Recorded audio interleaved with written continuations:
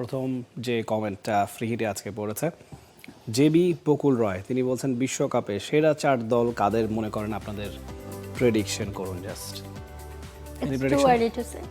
আমি করি Nepal, Scotland, Netherlands, Italy. Afghanistan কেন করলেন? আচ্ছা তো বড় দল হয়ে গেছে। আমি চাই না, আমি আসলে মনে প্রাণে চাই জোকস অ্যাপার্ট, আমি চাই এই বিশ্বকাপটা আন্ডারডগদের বিশ্বকাপ হোক, মানে কেউ একজন অন্তত এই 4টা দলের সেমিফাইনালে যাক, আমি সেটা চাই। হ্যাঁ, আফগানিস্তান আসলে ডিজার্ভিং ক্যাম্পেইনার, মানে এখন আর সেই ছোট দল তারা নেই। এবং যদি ভালো করে বলি, ইন্ডিয়া তো অবশ্যই তাদের হোম সাপোর্ট পাচ্ছে, ইন্ডিয়া উপরের দিকে থাকতে পারে। তবে যেভাবে আপনি যেটা বলছিলেন মূল শোতেও, যে শুরুর ম্যাচেই যেভাবে খাবি খেয়েছে, যে এনিথিং ক্যান হ্যাপেন। নিউজিল্যান্ড টিমটা ইটস প্রিটি লুক্রেটিভ, মানে টি-20-র প্রত্যেকটা প্লেয়ার টি-20-র জন্য আদর্শ প্লেয়ার। তারপরে ধরুন পাকিস্তানের কথা বলা যায়, অস্ট্রেলিয়া আই ডোন্ট থিঙ্ক এই ওয়ার্ল্ড কাপে, আমি জানি না, মানে প্রেডিক্ট করতে গেলে ভুল হয়ে যায়। অস্ট্রেলিয়া বারবারই ভুল প্রমাণ করে। 23 বিশ্বকাপে অস্ট্রেলিয়াকে আমরা কেউ গোনায় ধরে নিয়ে তারা বিশ্ব চ্যাম্পিয়ন হয়ে গিয়েছে। I would go for England. Australia ফাইনালে গেলে অন্যরকম হয়ে যায়। আর আমাদের প্রোডিউসার সাউথ আফ্রিকার কথা বলছে, ফাইনালিস্ট। ওকে, হ্যাঁ, সাউথ আফ্রিকা তাহলে। হ্যাঁ, হ্যাঁ, দেখেন ওই যে ঘুরে ফিরে আপনার ওই নামগুলোই আসবে, ঠিক আছে। তবে জানেন আমার কেন যেন আসলে মানে মন চায় যে ওয়েস্ট ইন্ডিজকে যাতে এবার আমরা টপ 4-এ দেখতে পারি। Good choice. ওয়েস্ট ইন্ডিজ কিন্তু 10 বছর আগে ভারতের মাটিতেই 2016 সালে টি-20 বিশ্বকাপ তারা জিতেছিল। তো সেটাই আমার কাছে মনে হয় একটা, হ্যাঁ, হতেই পারে। ওয়েস্ট ইন্ডিজ অবশ্যই বড় একটা দাবিদার। পরের ম্যাচ ওই তো ওই ঘুরে ফিরে India, Australia, south Africa, New Zealand, ঠিক আছে। আর যেহেতু বাংলাদেশ নাই, সেহেতু একটা নাম আসলে কম বলতে হচ্ছে। এই নামটা আমাদের বলার সুযোগ হচ্ছে না। আচ্ছা, রিমন ইসলাম তিনি বলছেন ভারত ভার্সেস পাকিস্তান ম্যাচ না হলে বাংলাদেশের কি কোনো ক্ষতি আছে? ভারত পাকিস্তান ম্যাচ না হলে আর্থিক ক্ষতি হবে আইসিসির, এবং সেটার প্রভাবটা সব দলগুলোর উপর গিয়ে পড়বে। কারণ আইসিসি থেকে যে লভ্যাংশ বা যে আর্থিক মানে সহায়তাগুলো বা সবগুলো টিম পায়, সেগুলোর পরিমাণ কমে যাবে। তবে এটার থেকেও বড় কথা হচ্ছে, ধরেন মানে ওইটা কমলো, আদারওয়াইজ তো ভারত পাকিস্তান ম্যাচ না হলে বাংলাদেশের আর কোনো ক্ষতি তেমন হবার কথা না। কিন্তু ভারত পাকিস্তান ম্যাচ না হওয়ার পেছনের মানে অন্যতম মানে কারিগর তো বাংলাদেশ হিসেবেই থাকবে আইসিসির কাছে। এটার ঝাল আইসিসি আবার অন্যভাবে মেটাতে পারে। এটার একেবারে উড়িয়ে দেবার সুযোগ নেই। পরে কমেন্ট লিটনস ফ্যান, তিনি বলছেন অদম্য টি-20 কাপে ম্যান অফ দ্য টুর্নামেন্ট কে হতে পারে? এখন অবধি লিডিং রানস করা Liton, leading wicket taker Sheikh Mehedi, বেশ কয়েকজন বেশ ভালো অলরাউন্ড পারফর্মও করছেন। নুরুল হাসান সোহান লিটনের চেয়ে মনে হয় 2-3 রানই কম করেছেন। সো এই 3 জনের মধ্যেই কাউকে আমার মনে হয় উপরের দিকে থাকতে পারে। বাট আসলে এই 2-3টে ম্যাচের টুর্নামেন্টে বা 4টে ম্যাচের টুর্নামেন্টে কে প্লেয়ার অফ দ্য টুর্নামেন্ট হবেন সেটা খুব একটা মুখ্য না। মানে বিপিএল এর মতো টুর্নামেন্ট হলে, যেটা লম্বা সময়ব্যাপী হয়, 8টা-10টা ম্যাচ খেলবার সুযোগ থাকলে সেক্ষেত্রে সেটা জাস্টিফাইড হয়। এটা তো মানে সিরিজের মতো, যে প্লেয়ার অফ দ্য সিরিজ কে হলো এরকম আর কি। কে রায়হান তিনি বলছেন আলিস আল ইসলামের মতো মিস্ট্রি স্পিনার জাতীয় দলে দরকার, তাকে অতি শীঘ্রই দলে আনা হোক। বিপিএল এবং অদম্য টুর্নামেন্টে তার পারফরমেন্স ভালো, বর্তমানে মিস্ট্রি স্পিনাররাই ডমিনেট করছে। এটা খুবই একটা ভাইটাল কমেন্ট। দেখুন, আলিস আল ইসলাম মাঝখানে ঠিক 1 বছর খেলতে পারেননি, মানে এক বিপিএল এ তিনি ইনজুর্ড হয়েছেন, আরেক বিপিএল এ তিনি কামব্যাক করেছেন। তো তারপরেও তিনি কনসিস্টেন্টলি ভালো করে যাচ্ছেন। বিপিএল এ 8টা ম্যাচে 8টা উইকেট পেয়েছিলেন, অদম্যতেও উইকেট খুব বেশি পাননি, 2 ম্যাচে 2টি উইকেট পেয়েছেন, কিন্তু ইকোনমি রেট দেয়ার ওয়াজ স্প্লেন্ডিড। 4 ওভারে 14 রান দিয়ে দিয়েছেন একটা ম্যাচে, আরেক ম্যাচে 4 ওভারে 20 রান দিয়েছেন, এবং ওভারঅল তার ইকোনমি রেট 6-এর আশেপাশে ঘোরাফেরা করে, যেটা কিনা আমার কাছে মনে হয় মডার্ন ক্রিকেট বিবেচনায় খুবই ইমপ্রেসিভ। টি-20-তে কারণ আমরা যখন ধরেন আইপিএল বা অন্যান্য ফ্র্যাঞ্চাইজি ক্রিকেটগুলো দেখি, বোলারদের ইকোনমি আমরা মানে 7-এর মধ্যে দেখলেও বলি যাক ভালো করেছে, অনেক ভালো করেছে, হ্যাঁ 7 বা 7-এর উপরে থাকলেও, ঠিক আছে। সো সেখানে মানে 6 ইকোনমি টি-20-তে খুবই দারুণ। একদমই তাই। পরের কমেন্ট মোজাম্মেল হক। হ্যাঁ, মোজাম্মেল হক তিনি বলছেন বর্তমানে যেহেতু বাংলাদেশ ক্রিকেট বোর্ডের হাতে পর্যাপ্ত সময় আছে, তাই এখন থেকেই বিপিএল এর হোম অ্যান্ড অ্যাওয়ের জন্য কাজ শুরু করা উচিত। আমাদের একটাই দাবি, বাংলাদেশ ক্রিকেটকে সমগ্র দেশে ছড়িয়ে দেওয়া হোক।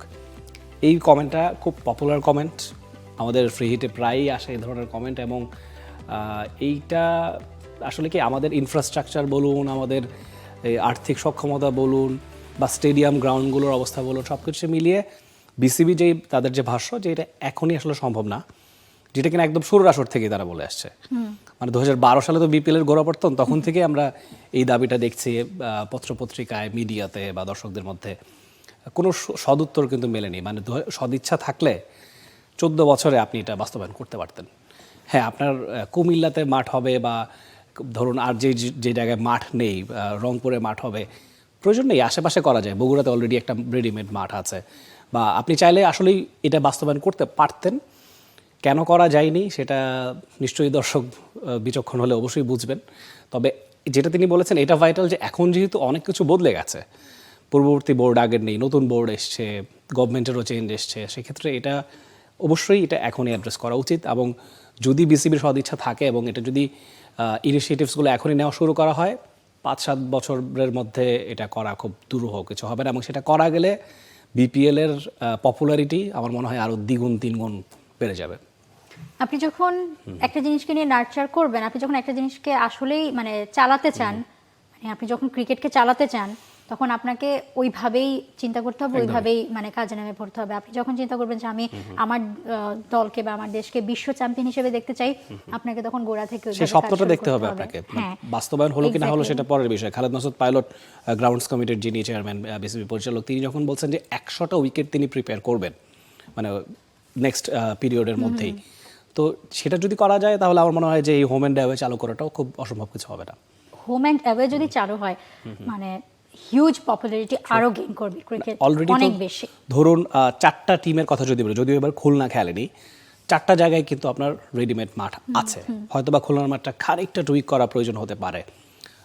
রংপুরের এখন অবধি ওরকম ইন্টারন্যাশনাল স্ট্যান্ডার্ডের মাঠ নেই, কিন্তু বগুড়ার মাঠটাও যদি, যেটা সংস্কারের কথা হচ্ছে, রাজশাহীর মাঠে আমরা এনসিএল এর ম্যাচ হতে দেখেছি, সেটাতে এইবারই বিপিএল আয়োজন করার একটা আলোচনা বিসিবিতে হয়েছিল।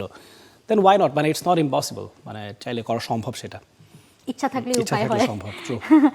সেটাই। পরের কমেন্ট টম, তিনি বলছেন বাংলাদেশে অনেক টিভি চ্যানেল টি-20 বিশ্বকাপের আপডেট দিচ্ছে নিয়মিত, যেখানে আমাদের দেশ নেই, বিশ্বকাপ আপডেট দেওয়া কতটুকু যৌক্তিক বলে আপনারা মনে করেন? দেন এই বছর না ফিফা ওয়ার্ল্ড কাপ আছে, আপনারা ফিফা ওয়ার্ল্ড কাপটা দেখা বন্ধ করবেন, সেটার কোনো আপডেট নেওয়া বন্ধ করবেন। আই হোপ তারা করবে যারা আসলে এই প্রশ্নগুলো করে।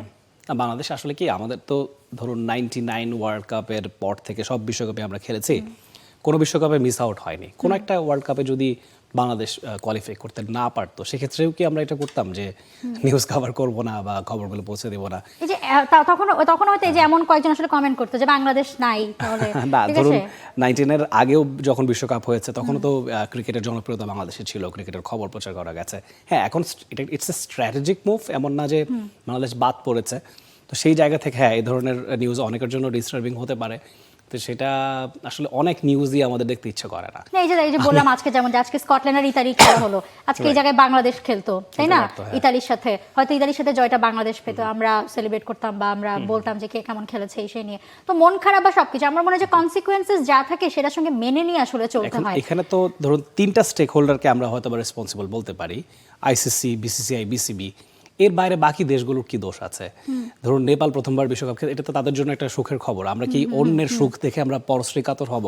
কিংবা স্কটল্যান্ড খেলতে পারছে, ইউএসএ খেলতে পারছে, বা অন্য নিউজিল্যান্ড, অস্ট্রেলিয়া, তারা যদি একটা হোনোজ এবারে 300 রানের পুরো ম্যাচ হয়ে যায়, আমরা সেটার খবর করতে পারবো না। সো ফার যে কয়টা ম্যাচ হয়েছে, মূল কথা আমরা কথা বললাম যে কি দারুণ সব ম্যাচ হয়েছে, মানে ছোট দলগুলো মানে তুলনামূলক তারাও কি ধরনের পারফরমেন্স করছে, ঠিক আছে। এবং প্রথম কথা হচ্ছে আমরা যারা কাজ করি, মানে পার্সোনালি যদি আমি আসলে বলি, আমরা যারা কাজ করি, আমরা তো ক্রিকেট নিয়ে কাজ করি বা আমরা স্পোর্টস নিয়ে কাজ করি।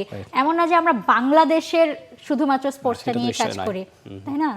আই হোপ যে মানে ফুটবল শুধু এই প্রশ্ন আসলে রিফাত মাসুদ, নাবির খানকে কেউ করে না, ঠিক আছে ভাই? বাংলাদেশ তো আসলে ইউরোপে নাই, মানে লা লিগায় নাই, ঠিক আছে?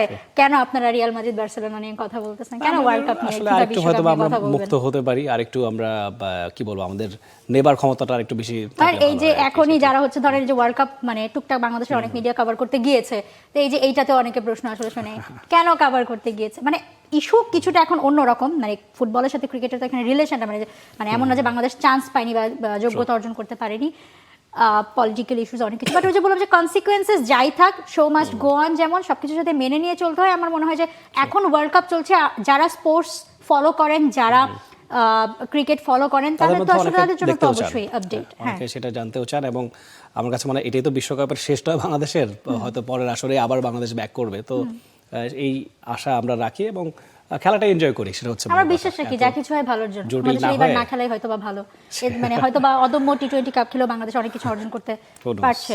ঠিক আছে, পরের কমেন্টে যাবো। অ্যানোনিমাস পার্টিসিপেন্ট তিনি বলছেন টি20 ক্রিকেটে এখন ব্যাটিং ডিপেন্ডেন্ট হয়ে গেছে, এভরি টিম রাইট নাও ভালো রান করতে পারে, বাট আমাদের ব্যাটসম্যানদের ভালো পিচ দেওয়া হয় না, তাহলে তারা ভালো করতে পারবে কি করে? আমার প্রশ্ন হলো বাংলাদেশের পিচ এত খারাপ কেন? একটাও ব্যাটিং প্যারাডাইস পিচ নয় কেন? এটা আসলে সবারই যারা ক্রিকেট এখন মানে মডার্ন ডেতে দেখে থাকেন, ঠিক আছে, মানে ওই যে ফ্র্যাঞ্চাইজি ক্রিকেটগুলো তো একটা মানে আপনাকে সেট করে দিয়েছে না যে 4 ছক্কা হবে, ধুমধুমার স্টেডিয়াম ভর্তি গর্জন হবে। তো টি20 ক্রিকেটের ক্ষেত্রে অনেকটাই সবাই অভ্যস্ত হয়ে গেছে, সবাই আসলে দেখতে চায়, আর বাংলাদেশে তো আরো দেখতে চায়। আমার কাছে মনে হয় কি ব্যাটিং প্যারাডাইস উইকেটও তো এক ধরনের বায়াসড অ্যাপ্রোচ। হ্যাঁ, আপনি যখন বোলারদের দিকে চিন্তা করবেন, হ্যাঁ এমনিতেই আইসিসির সমস্ত সেট অফ রুলস এখন ব্যাটারদের পক্ষে গেছে, বোলারদের জন্য it's been very difficult for last few years. তো সেই জায়গায় কোনো প্যারাডাইস দরকার নেই আসলে, বোলিং ব্যাটিং একটা স্পোর্টিং উইকেট হলেই ভালো আমাদের জন্য, যেটার কাজ এখন অনেকটাই হচ্ছে। আপনি লাস্ট কয়েকটা আসলে ইভেন্টে অদম্যতেই দেখুন, মানে মিরপুরের উইকেটের চিত্রপট কিছুটা বদলেছে। বিপিএলেও শেষ ফেজেই তো আসলে হলো, সেখানেও কিন্তু হাই স্কোরিং ম্যাচেস হয়েছে, লো স্কোরিং ম্যাচেস আমরা তো 120-30 আগে দেখতে মানে এটাই মনে হয় হতো যে মানে মিরপুরের জন্য, বাট আমরা এখন 150, 60, 70, 80 রানও দেখতে পাচ্ছি। অ্যাবসলিউটলি, এবং সিলেট চিটাগং এর উইকেটও কিন্তু যথেষ্ট স্পোর্টিং, মিরপুরের চেয়ে বেশি স্পোর্টিং আমরা বলে থাকি। তো বাট এই যে আমার মনে হয় মানে দর্শকের এখন আশা তো ধরেন যে টি20 বিশ্বকাপ তো 300 দিকে চলে গেছে, বুঝেন নাই, এখন তো 180 দিয়েও হচ্ছে না। এটা আমলে নেওয়া যায় যে একটা উইকেট আমরা হয়তো বা খুব ব্যাটিং হেভেন বলুন, প্যারাডাইস বলুন, ব্যাটিং ফ্রেন্ডলি উইকেট একটা রাখতে পারি, বাকি দুটো স্পোর্টিং বা দুটো চারটে যাই আছে সেগুলো স্পোর্টিং হলেই ভালো। পরের কমেন্ট, শেষ কমেন্ট, তামিম ইকবাল নাকি উনি? তামিম ইকবাল সাকিব আল হাসানকে নিয়ে প্রশ্ন। আচ্ছা, তামিম ইকবাল পৃথিবী না, তিনি প্রশ্ন করেছেন টি20 ওয়ার্ল্ড কাপে সাকিব আল হাসান এখনো পর্যন্ত সর্বোচ্চ উইকেট শিকারী, এবার কি রেকর্ড ভাঙার সম্ভাবনা আছে? আপনাদের কি মনে হয়? বিশ্বকাপ শুরুর ঠিক এক মুহূর্তেই মনে হয় ESPN ক্রিকইনফো বা মানে মেবি তারা ছেড়েছিল একটা ছবি ছেড়েছিল যে ফটো কার্ড দিয়েছিল সাকিব আল হাসান এখনো মানে সর্বোচ্চ উইকেট শিকারী তাকে, বাট পরের যে নামগুলো ছিল তারাও আসলে ম্যাক্সিমাম আর খেলছে না কেউ। সো সাকিবকে টপ 5 এর মধ্যে ওয়ানিন্দু হাসারাঙ্গা আছেন, 40টা উইকেট তিনি নিয়েছেন, তিনি সেকেন্ড হাইয়েস্ট উইকেট টেকার। চতুর্থ বা পঞ্চম স্থানে সম্ভবত রাশিদ খান আছেন, তিনিও খুব কাছাকাছি বসেন ওয়ানিন্দু হাসারাঙ্গার থেকে 2 বা 3টা উইকেট কম আছেন। তো সেই জায়গায় আমার কাছে মনে হয় যে সময়ের ব্যাপার, কারণ ওয়ানিন্দু হাসারাঙ্গা হি ইজ 28, রাশিদ খানও মনে হয় জানি না তার বয়স আসলে কত, 25-26 বছর বয়সী। তো সেই ক্ষেত্রে তাদের আরও লম্বা ক্যারিয়ার আছে, আরও অন্তত গোটা 4 বা 5 বিশ্বকাপ তারা খেলতে পারবেন। তো সেই জায়গায় হয়তো বা সাকিব আল হাসানের এই উইকেটটা ইনট্যাক্ট থাকবে, সাস্টেনেবল থাকবে, সেটা আমার মনে হয় না। বাট যেটা যেই কীর্তি তিনি করেছেন সেটা মানে আমাদের জন্য গর্বের। এবং এই সময়টা দেখেন যে এই সময় সাকিব আল হাসান বাংলাদেশের ক্রিকেটের সাথে নাই, কিন্তু মানে ওয়ার্ল্ড কাপে এখনো লিড করছেন বাংলাদেশের হয়ে, সেখানে তিনি কীর্তিমানের মৃত্যু নাই একটা কথা আমরা জেনেছিলাম, সেটাই আর কি ঘটেছে। এক্স্যাক্টলি। তো আজকের দ্য ক্রিকেট শো এই পর্যন্তই। সবাইকে অসংখ্য ধন্যবাদ আমাদের সাথে থাকবার জন্য। শনি সোম বুধ 3 দিন আমরা হাজির হয়ে যাচ্ছি ক্রিকেটের আপডেটস নিয়ে। বিশ্বকাপ চলাকালীন সময় এবং খুব সম্ভবত রমজানেও আমাদের ক্রিকেট শোর টাইমিংটা বিকেল 3টাতেই হয়তোবা থাকবে। একদম শিওর একটা আপডেট আপনাদেরকে পরবর্তীতে জানিয়ে দেওয়া হবে। সবাইকে আবারও ধন্যবাদ, ভালো থাকবেন এবং স্পোর্টসের সাথে থাকবেন। For more updates, subscribe to our YouTube channel and click on the bell icon. Follow us on Facebook and Instagram. Download T-Sports app to enjoy exciting games and highlights. Visit tsports.com.